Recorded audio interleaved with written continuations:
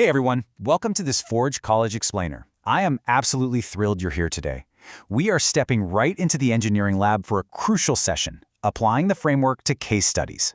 We spent all that time in our last lesson, operationalizing evaluation metrics, manufacturing these awesome diagnostic tools. Well, now we actually get to put them to work on real-world structures. Think about it like this. If your new metric was a brand new shiny hammer, today is the day we stop theorizing about the physics of swinging the thing and we finally just give you some nails. So grab your safety goggles, maybe a hard hat, because we're going to see exactly how the evolution of the web holds up under our microscope. Okay, let's take a quick look at our schematic overview for today's lab. We're going to go from metrics to reality, select our test subjects, design the blueprint table, run through the 6-step assembly process, hit our quality assurance checkpoint, and finally, finalize that blueprint. All right, Section 1, from metrics to reality. Let's get to testing our tools. So we're taking that beautiful evaluation matrix you built, and we are making a major shift. From abstract theory over to hard, undeniable evidence. The whole point here is slamming those theoretical metrics right up against living, breathing systems to see how they behave, and honestly, to see where they inevitably break down. Because let's face it, a metric only really proves its worth when you try to measure something messy with it. We want to see how operational indicators, things like node distribution counts, or governance token concentration, or data portability, actually map onto the real world. This is exactly where your abstract design turns into the demonstrable evidence you'll rely on for your final capstone report. Moving on to Section 2, selecting your test subjects. We'll be scoping out Web 1, Web 2, and Web 3. Look, you can't test a bridge's weight limit without, a bridge. So we need at least 3 distinct subjects that map perfectly to our error definitions. First up, grab a classic Web 1 example. Think of a 90s static page, complete with all that dial-up nostalgia.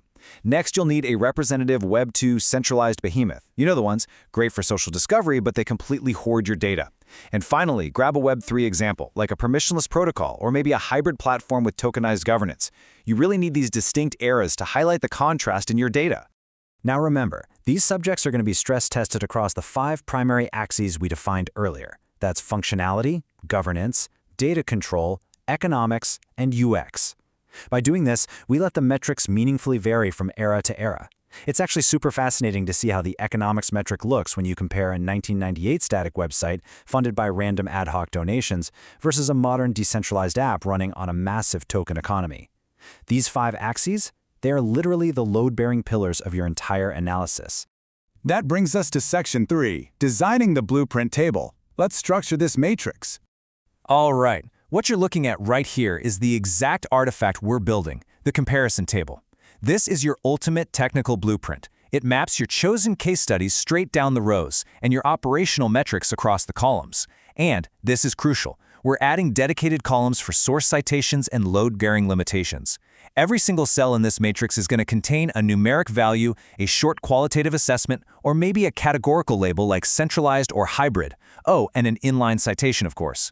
Guys, this isn't just some boring spreadsheet, it is a rigorously structured argument.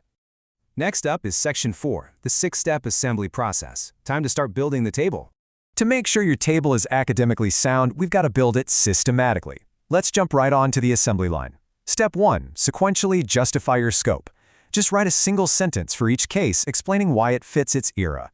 Step 2, pull your primary data and evidence. Step 3, score the metrics using those operational rules you set up. Step 4, log your uncertainties and limitations. Step 5, cross-check for internal logic. And finally, Step 6, anchor it all with solid inline citations.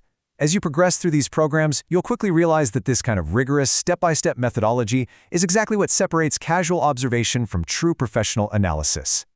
Now, I really want to highlight Step 5 for a second. During this step, you have to watch out for internal contradictions within your table. It's pretty tough to look at your data and call a system decentralized if your evidence shows literally one single entity holding 95% of the governance tokens, right? But if you spot a contradiction like this, don't panic. Just add a short reconciliation note. Explain whether the metric is capturing a different dimension entirely, or if there's just a funky data quality problem. Transparency is absolutely key here. All right, moving to Section 5, quality assurance checkpoint. Let's stress test the blueprint. Before you finalize this deliverable and fire it off for peer review, we have to run a strict QA checkpoint. Look, a table without load-bearing citations is exactly like a building without a concrete foundation. Sure, it might look okay from a distance, but the second you lean on it, boom, it crumbles. Every single metric entry has to point back to a primary or highly reliable secondary source. Empty claims, missing data with no explanation, or zero sources, those are massive structural failures. A truly solid foundation has a labeled era, clearly measured metrics, cited evidence, and a really thoughtful note on its limitations.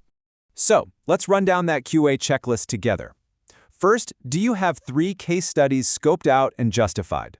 Next, do your metric columns perfectly match the ones you set up in Lesson 2? Is every single entry cited? Are all your limitations documented? Has it passed the internal consistency check? And hey, here's a quick pro tip. If you hit a complete brick wall trying to find, say, 1990 server traffic data for a Web 1 case study, please do not just invent a value. Nope, just mark it NSA and clearly explain the missing data right there in your limitations column. Because honestly, transparency about your uncertainty actually increases your credibility.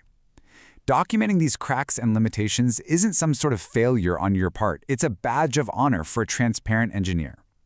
In the real world, data is rarely perfect. So acknowledging exactly where the data is a little fuzzy makes the data you do have that much more trustworthy. And finally, Section 6, finalizing your blueprint and preparing for the capstone. This beautiful finished blueprint you've just created, it is definitely not just busy work.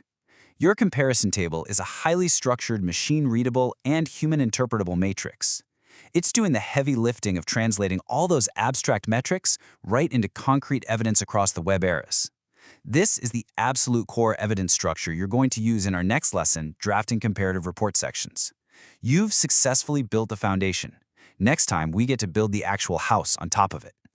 As you wrap up and submit your table for peer review, I really want you to ask yourself, what overarching narrative is your data actually telling?